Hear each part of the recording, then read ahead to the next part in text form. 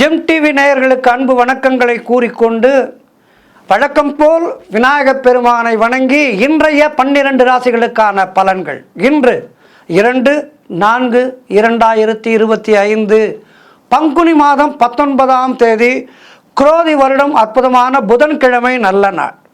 இன்றைய ஆதிக்க கிரகம் புத பகவான். இன்று நாம் வழிபட வேண்டிய தெய்வம் எப்போதுமே புதன்கிழமைகளிலே பெருமாள் வழிபாடு செய்ய வேண்டும். பெருமாளுக்கு ஒரு 4 துளசி இலை வாங்கி சாற்றி பெருமாளை நமோ வெங்கடேசா கோவிந்தா என்று வணங்கினால் போதும். பெருமாளுடைய அனுகிரகம் நமக்கு பரிபூர்ணமாக கிடைக்கும். ஆகவே இன்றைய நாளிலே 12 ராசியினரும் பெருமாளை வழிபாடு செய்ய வேண்டிய நாள். இன்றைய சூரிய உதயம் காலை 6:05 சூரிய அஸ்தமனம் மாலை 6:20 இன்றைய நல்ல நேரம் காலை 9:30 முதல் காலை 10:30 வரை. அதேபோல் மாலை 4:30 முதல் மாலை 5:30 வரை. இன்றைய ராகு காலம் மதியம் 12 முதல் மதியம் 1:30 வரை. இன்றைய யமகண்டம் காலை 7:30 முதல் காலை 9 வரை. இன்றைய குளிகை நேரம் காலை 10:30 முதல் மதியம் 12 வரை.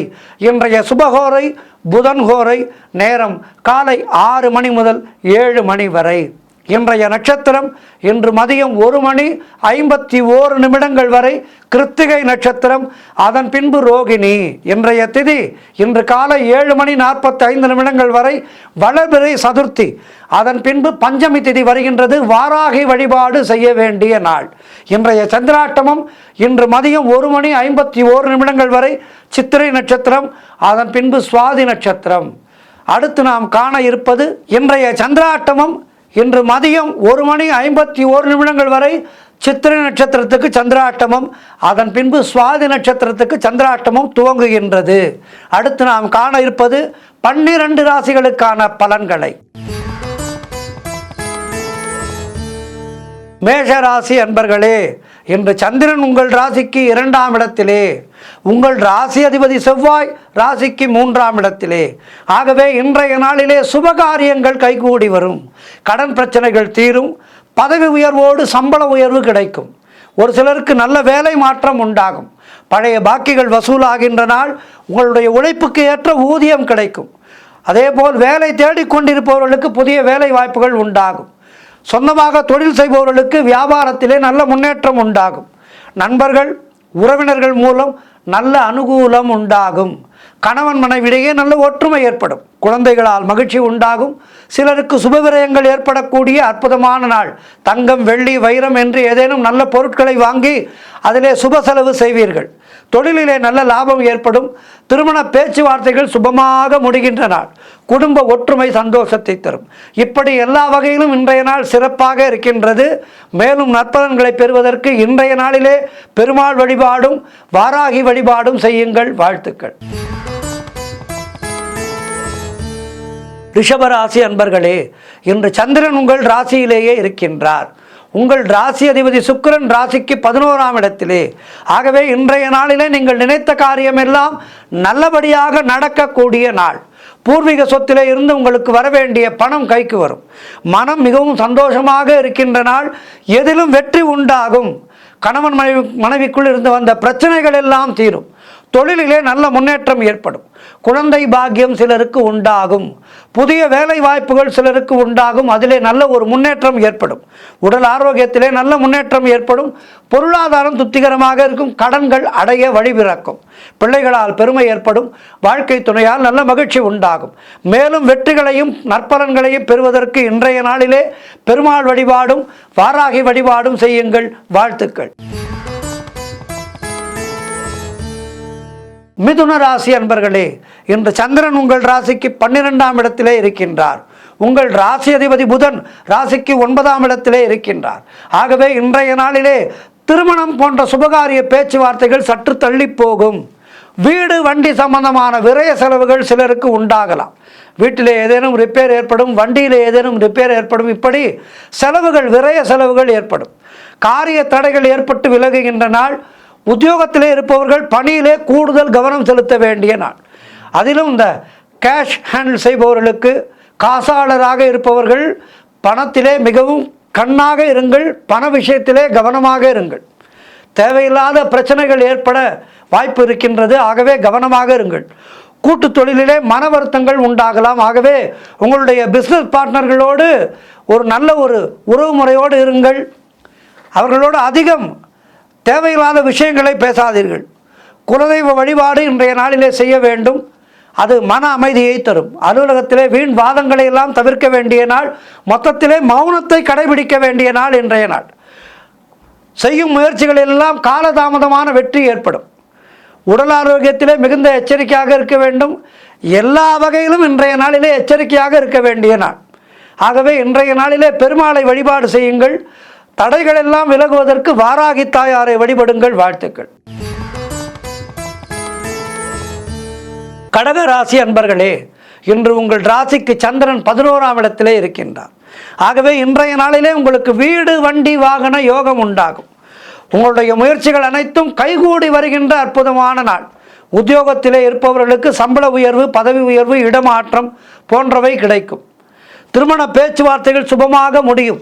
நண்பர்கள் உறவினர்களால் நல்ல ஆதாயம் உண்டாகும். தந்தை வழி சொத்துக்கள் கைக்கு வருகின்ற நாள். புதிய முயற்சிகள் எல்லாம் வெற்றியை தரும். குழந்தை பாக்கியத்திற்காக காத்திருக்கின்ற தம்பதிகளுக்கு குழந்தை பாக்கியம் உண்டாகும். செய்தொழிலே நல்ல முன்னேற்றம் உண்டாகின்ற நாள். கணவன் மனைவிடையே நல்ல ஒற்றுமை ஏற்படும். நீங்கள் நினைத்ததெல்லாம் நல்லபடியாக நடக்கக்கூடிய நாளாக இன்றைய நாள் இருக்கின்றது. குலதெய்வ வழிபாடு அனுகூலத்தை தரும். முன்னோர்களுடைய ஆசீர்வாதம் பரிபூர்ணமாக கிடைக்கின்ற நாள்.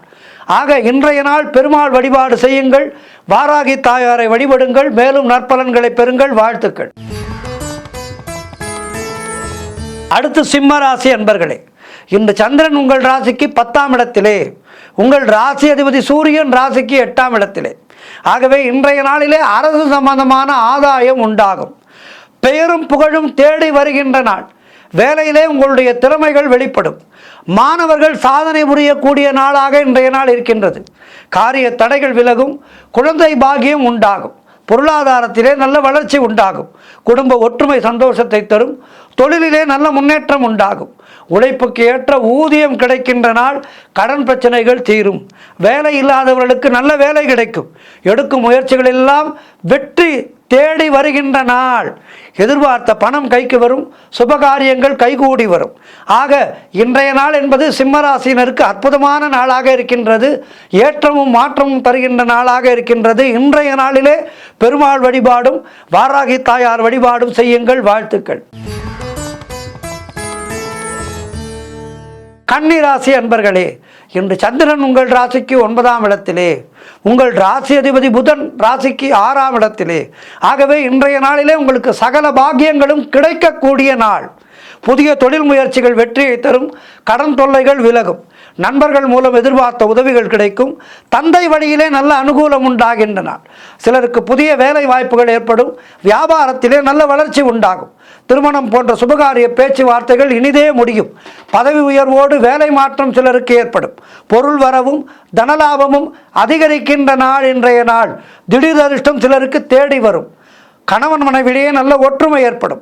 சுப காரியங்கள் நடக்கக்கூடிய நல்ல நாள். கூட்டு தொழிலிலே நல்ல லாபங்கள் ஏற்படும். ஆக இன்றைய நாள் என்பது ஒரு மனிதனுக்கு தேவையான பண வசதி, மன நிம்மதி, உடல் ஆரோக்கியம், குடும்ப ஒற்றுமை என அனைத்தும் உங்களுக்கு இன்றைய நாளிலே கிடைக்கும். ஆகவே இன்றைய நாளிலே மேலும் நற்பலன்களை பெறுவதற்கு பெருமாள் வழிபாடும் வாராகி வழிபாடும் செய்யுங்கள். வாழ்த்துக்கள். துலாம் ராசி அன்பர்களே, இன்று சந்திரன் உங்கள் ராசிக்கு 8ஆம் இடத்திலே, உங்கள் ராசி அதிபதி சுக்கிரன் ராசிக்கு 6ஆம் இடத்திலே. இன்று நாள் முழுவதும் சந்திராஷ்டமம் இருக்கின்றது. மௌனத்தை கடைபிடியுங்கள். மௌனத்தை கடைபிடித்து கோபத்தை முற்றிலுமாக தவிர்த்து செயல்பட வேண்டிய நாள் இன்றைய நாள். புதிய முயற்சிகளை தள்ளி போடுங்கள். இன்றைய நாளிலே வேண்டாம். அதேபோல் புதிதாக கடன் எதுவும் வாங்காதீர்கள். மன உளைச்சலும் அலைச்சலும் உண்டாகின்ற நாளாக இன்றைய நாள் இருக்கின்றது. ஆகவே எச்சரிக்கையாக இருங்கள். யாரோடும் அதிகம் பேசாதீர்கள். அலுவலகத்திலே வேலை பளு அதிகமாக இருக்கும். மேலதிகாரிகளை அனுசரித்து செல்லுங்கள். கணவன் மனைவிக்குள் விட்டு கொடுத்து செல்லுங்கள். செய்தொழிலே புதிய முதலீடுகளை, புதிய முயற்சிகளை தவிர்க்க வேண்டிய நாள். பிறருக்கு கடன் கொடுக்காதீர்கள். நீங்களும் கடன் வாங்காதீர்கள். வெளியூர் பிரயாணங்களை தவிர்க்க வேண்டிய நாள். சென்றுதான் தீர வேண்டும் என்றால் விநாயகப் பெருமானுக்கு ஒரு அருகம்புல் மாலை சாற்றி நெய் தீபம் ஏற்றி சென்று வாருங்கள். இன்றைய நாளிலே பெருமாள் வழிபாடும் வாராகி வழிபாடும் செய்ய வேண்டிய நாள்.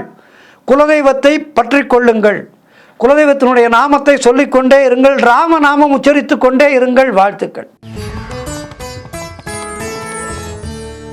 விருச்சிக ராசி அன்பர்களே, இன்று உங்கள் ராசிக்கு சந்திரன் 7ஆம் இடத்திலே இருக்கின்றார். உங்கள் ராசி அதிபதி செவ்வாய் ராசிக்கு 8ஆம் இடத்திலே இருக்கின்றார். ஆகவே இன்றைய நாளிலே திருமணம் போன்ற சுபகாரிய பேச்சுவார்த்தைகள் இனிதாக முடியும். உறவினர்களோடு இருந்து வந்த மன வருத்தங்கள் எல்லாம் தீரும். வியாபாரத்திலே நல்ல முன்னேற்றம் உண்டாகும். அலுவலகத்திலே இருந்து வந்த நெருக்கடிகள் எல்லாம் குறைகின்ற நாள். பழைய பாக்கிகள் வசூலாகும். காரிய வெற்றிகள் உண்டாகும். பூர்வீக சொத்திலே இருந்து வந்த பிரச்சனைகள் எல்லாம் விலகும். கடன் பிரச்சனைகள் முற்றிலுமாக தீரும். வீடு, வண்டி, வாகன மாற்றம் உண்டாகும். நண்பர்கள் மூலம் அனுகூலம் உண்டாகும். புதிய முயற்சிகள் வெற்றியை தரும். பொருளாதாரம் திருப்திகரமாக இருக்கும். பிள்ளைகளால் பெருமை ஏற்படும். வாழ்க்கை துணையால் நல்ல மகிழ்ச்சி உண்டாகும். ஆகவே இன்றைய நாள் மிக சிறப்பாக இருக்கின்றது. மேலும் நற்பலன்களை பெறுவதற்கு இன்றைய நாளிலே பெருமாள் வழிபாடு செய்யுங்கள், வாராகி வழிபாடு செய்யுங்கள். வாழ்த்துக்கள்.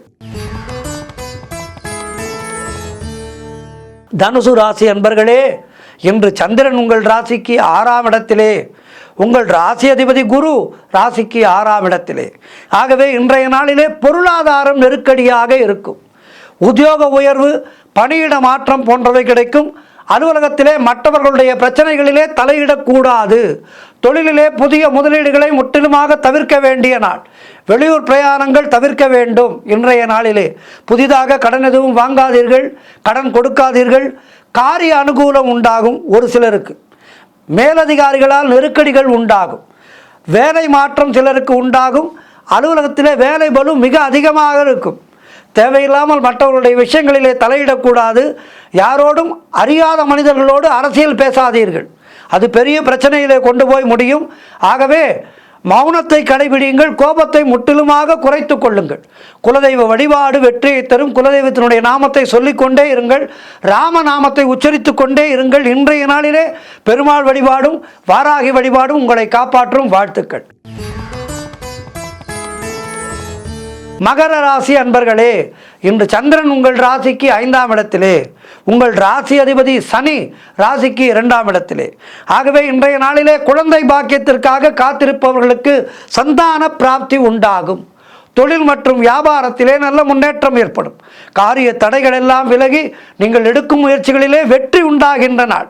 மனம் மிகவும் உற்சாகமாக காணப்படக்கூடிய நல்ல நாளாக இருக்கின்றது. பண வரவு அதிகரிக்கும். பொருளாதாரம் திருப்திகரமாக இருக்கும்.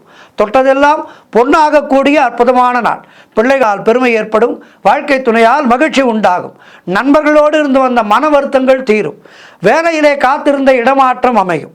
முன்னோர்களுடைய சொத்திலிருந்து உங்களுக்கு வர வேண்டிய பங்கு கைக்கு வரும். செய்யும் செயலிலே பெயரும் புகழும் கிடைக்கின்ற நாள். உடல் ஆரோக்கியம் திருப்திகரமாக இருக்கும். வெளியூர் பிரயாணங்கள் வெற்றியை தரும். எடுக்கின்ற முயற்சிகளிலெல்லாம் நல்ல வெற்றி கிடைக்கின்ற நாள். இன்றைய நாளிலே பெருமாள் வழிபாடும் வாராகி வழிபாடும் உங்களுக்கு மேலும் நற்பலன்களை தரும். வாழ்த்துக்கள். கும்பராசி அன்பர்களே, இன்று சந்திரன் உங்கள் ராசிக்கு 4ஆம் இடத்திலே, உங்கள் ராசி அதிபதி சனி ராசியிலேயே இருக்கின்றார். ஆகவே இன்றைய நாளிலே தாய் வழி சொந்தங்களின் உதவிகள் எல்லாம் கிடைக்கின்ற நாள். பொருளாதாரத்திலே நல்ல வளர்ச்சி உண்டாகும். கணவன் மனைவியிடையே நல்ல ஒற்றுமை ஏற்படும். உடல் ஆரோக்கியம் நன்றாக இருக்கின்றது. காரிய அனுகூலம் உண்டாகும். வீடு, வண்டி, வாகன யோகம் உண்டாகின்ற நாள். எதிர்பார்த்த பணம் கைக்கு வரும். திருமணம் போன்ற சுபகாரிய பேச்சுவார்த்தைகள் இனிதே முடிகின்ற நாள். கடன் பிரச்சனைகள் முற்றிலுமாக தீரும். வீடு கட்டுவதற்கு எதிர்பார்த்திருந்த விஷயங்கள் எல்லாம் நல்லபடியாக நடக்கும். அதேபோல் உத்தியோக மாற்றம் ஒரு சிலருக்கு உண்டாகும். புதிய முயற்சிகள் எல்லாம் கைகூடும். மனக்குழப்பங்கள் தீரும். தொழிலிலே நல்ல முன்னேற்றம் உண்டாகும். இன்றைய நாளிலே மிக சிறப்பாக இருக்கின்றது. மேலும் நற்பலன்களை பெறுவதற்கு பெருமாள் வழிபாடு செய்யுங்கள், வாராகி வழிபாடு செய்யுங்கள். வாழ்த்துக்கள். மீன ராசி அன்பர்களே, இன்று சந்திரன் உங்கள் ராசிக்கு 3ஆம் இடத்திலே, உங்கள் ராசி அதிபதி குரு ராசிக்கு 3ஆம் இடத்திலே. ஆகவே இன்றைய நாளிலே உங்களுக்கு இளைய சகோதரர்கள் மூலம் அனுகூலம் உண்டாகும். நீங்கள் நினைத்தது அனைத்தும் நல்லபடியாக நடக்கக்கூடிய நாள் இன்றைய நாள். படிப்படியாக நல்ல வளர்ச்சி உண்டாகும். பயணங்கள் அதிகமாக மேற்கொள்வீர்கள். பயணங்கள் மூலம் நல்லவை உண்டாகும். காரிய தடைகள் எல்லாம் விலகும். கூட்டு தொழிலிலே நல்ல லாபம் ஏற்படும். உறவினர்கள் மூலம் நல்ல ஆதாயம் உண்டாகும். உத்தியோக உயர்வு, பதவி உயர்வு போன்றவை கிடைக்கும். குழந்தைகளால் மகிழ்ச்சி உண்டாகும். உடல் ஆரோக்கியம் சிறப்பாக இருக்கின்றது. அலுவலகத்திலே புதிய பொறுப்புகள் மகிழ்ச்சியை தரும். அதை நல்லபடியாக முடித்து கொடுப்பீர்கள். எதிர்பார்த்த விஷயங்கள் எல்லாம் நல்லபடியாக நடக்கும். சொந்த தொழிலிலே நல்ல முன்னேற்றம் உண்டாகும். இப்படி எல்லா வகையிலும் உங்களுக்கு ஏற்றமும் மாற்றமும் மிகுந்த நல்ல நாளாக இருக்கின்றது. மேலும் வெற்றிகளை பெறுவதற்கு இன்றைய நாளிலே பெருமாள் வழிபாடும் வாராகி வழிபாடும் செய்யுங்கள். மேலும் வெற்றிகள் தேடி வரும். வாழ்த்துக்கள். 12 ராசினருக்கும் இன்றைய நாள் சிறப்பாக இருக்க பிரார்த்தித்துக் கொள்கின்றேன். உங்களுடைய பிரார்த்தனைகள் எல்லாம் நிறைவேறட்டும். இன்றைய நாளிலே பெருமாள் வழிபாடு செய்யுங்கள், வாராகி வழிபாடு செய்யுங்கள். வாழ்த்துக்கள். நன்றி, வணக்கம். எப்போதுமே சக்தி வழிபாடு என்பது நமக்கு ஒரு அற்புதமான வழிபாடு. காரணம், சிவபெருமான் சோதித்து நமக்கு பலனை நல்குபவர். பெருமாளும் அதேபோல் சற்று சோதனைகளை கொடுத்து நம்மை ஆட்கொள்பவர். ஆனால் இந்த சக்தி தேவியாகப்பட்டவள் தாய் உள்ளம் கொண்டவள். அவளுக்கு நம்முடைய வேதனைகள் பொறுக்காது. எப்படி ஞானசம்பந்த பெருமான் அழுதபோது ஓடி வந்து தன்னுடைய பால் கொடுத்து, தாய்ப்பால் கொடுத்து ஞானசம்பந்தனுக்கு தாயாகி அவனுக்கு தாய்ப்பாலோடு ஞானப்பாலையும் அளித்தாள். குழந்தை, அந்த குழந்தை பூர்வ ஜென்ம புண்ணியத்தினாலே அந்த மிகப்பெரிய பேரை பெற்றது. சீர்காழியிலே சட்டநாதர் ஆலயத்திலே இன்னும் அந்த இடம் இருக்கின்றது. ஆக சக்தி தேவியாகப்பட்டவள் கருணை உள்ளம் கொண்டவள். அதனால்தான் ஸ்ரீவித்யா உபாசனை என்பது நம்முடைய சனாதன தர்மத்திலே மிகவும் அற்புதமான ஒரு உபாசனையாக இருக்கின்றது. நம்முடைய வேண்டுதல்கள், நம்முடைய கோரிக்கைகள் நியாயமாக இருக்க வேண்டும். அது ஒன்றுதான். அதிலே நியாயமான கோரிக்கையாக இருந்தால் அந்த நியாயமான கோரிக்கைகளை தாயாகப்பட்டவள் நமக்கு உடனடியாக நிறைவேற்றி தருவாள். சக்தி பல ரூபங்கள் கொண்டு இங்கு நமக்கு அருள் புரிந்து கொண்டிருக்கின்றாள். மகாகாளியாகவும், கருணை உள்ள கருமாரியாகவும், சமயபுர மகமாயியாகவும், மதுரை மீனாட்சியாகவும், காஞ்சி காமாட்சியாகவும், இப்படி எத்தனையோ வடிவங்களிலே அம்பாள் நமக்கு அருள் புரிந்து கொண்டிருக்கின்றார். ஏதேனும் ஒரு சக்தியை நாம் கெட்டியாக பிடித்து கொள்ள வேண்டும். எனக்கு தெரிந்த ஒரு அன்பர் இருக்கின்றார். எது என்றாலும் காமாட்சி காமாட்சி பார்த்து கொள்வாள், காமாட்சி இதை செய்வாள், காமாட்சி அதை செய்வாள் என்று காமாட்சியோடு பேசுவாள். அவர் நினைத்தது போல் எல்லாமே நல்லபடியாக நடக்கும். ஸ்ரீவித்யா உபாசகர் அவர். அதேபோல் இன்னொரு அன்பர் இருக்கின்றார். அவர் ஐயப்பனை என்னுடைய குழந்தை என்று தான் சொல்வார். இப்படி தனக்கு பிடித்த தெய்வத்தை தன்னுடைய இல்லத்திலே வளர்க்கின்ற ஒரு குழந்தை போல் பாவிப்பவர்கள் வாழ்க்கையிலே நன்றாக இருப்பார்கள். தெய்வம் என்பது நமக்குள்ளேயே இருக்கின்றது. அந்த தெய்வத்தை நாம் வழிபட வழிபட வழிபட அந்த தெய்வத்தன்மையானது நமக்குள்ளே குடிகொண்டு விடும். அப்போது மனமானது தீய வழிகளிலே செல்லாமல் நம்மை தெய்வ நிலைக்கு உயரச் செய்துவிடும்.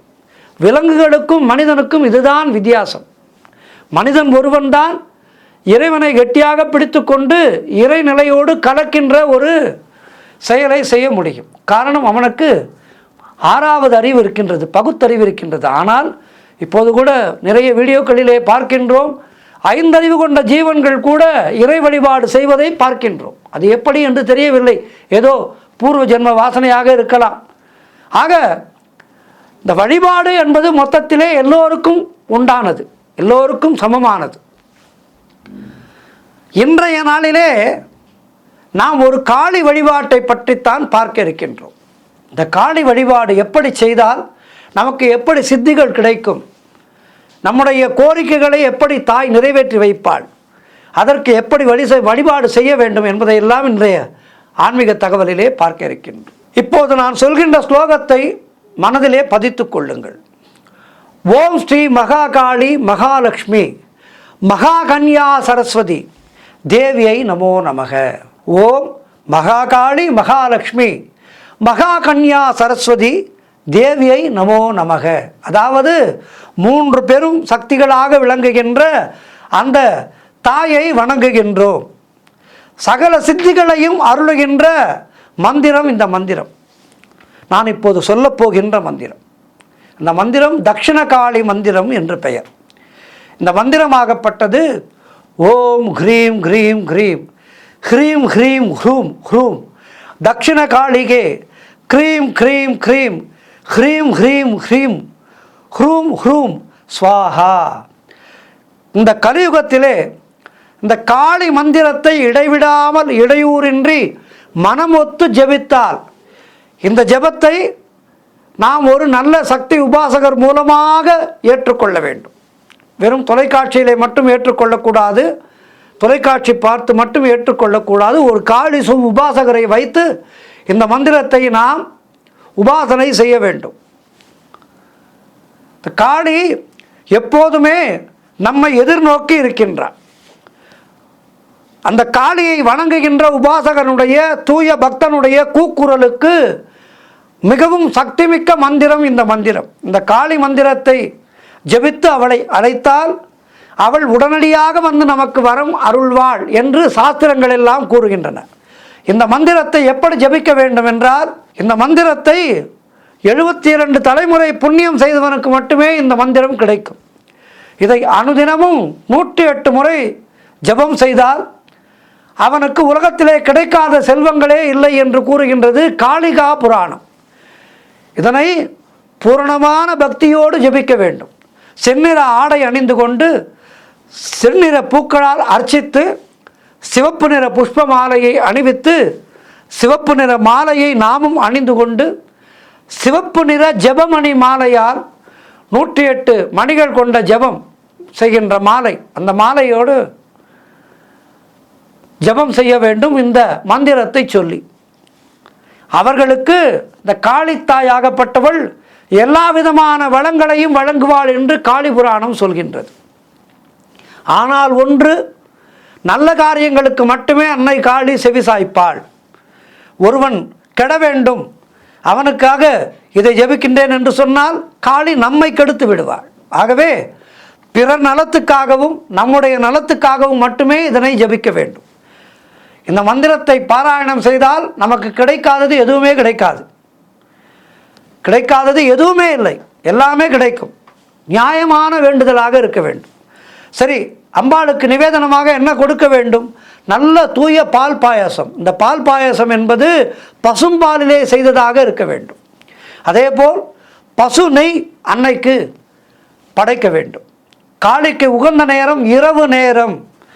இரவு நேரத்திலே இதனை உபாசனை செய்தால் எதிரிகளின் தொல்லை அழியும்.